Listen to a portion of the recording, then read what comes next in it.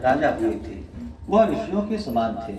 उन्हीं के राज में एक कृषक सुमित्र था। उसकी पत्नी जयश्री अत्यंत पतिव्रता थी। एक समय वर्षा ऋतु में जब उसकी पत्नी खेती के कामों में लगी हुई थी तो वह रसवाला हो गई।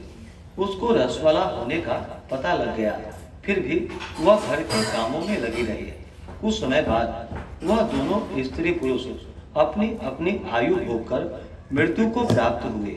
जयश्री तो कुतिया बनी और सुमित्र को रसवाला स्त्री के संपर्क में आने के कारण बैल की योनि प्राप्त हुई, क्योंकि ऋतु दोष के अतिरिक्त इन दोनों का कोई अपराध नहीं था।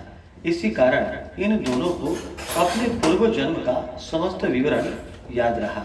वे दोनों कुतिया और बैल के रूप में उसी नगर में अपने बेटे सुचित्र के यहाँ रहने लगे।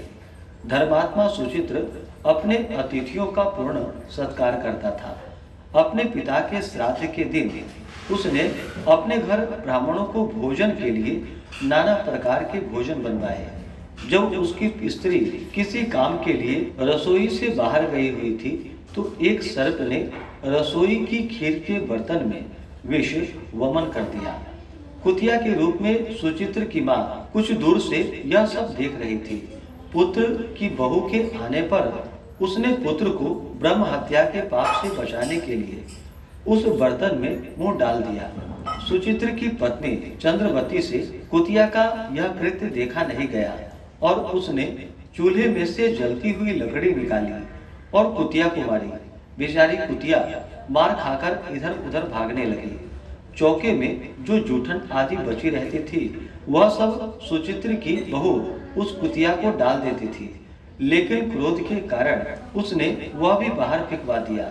सब खाने का सामान फेंकवाकर बर्तन साफ करके दोबारा खाना बना करके ब्राह्मणों को खिलाया। रात्रि के समय भूख से व्याकुल होकर वह कुतिया बैल के रूप में रह रहे अपने पूर्व पति के पास आकर बोली कि हे स्वामी, आज तो मैं भूख से मरी जा रही हूँ।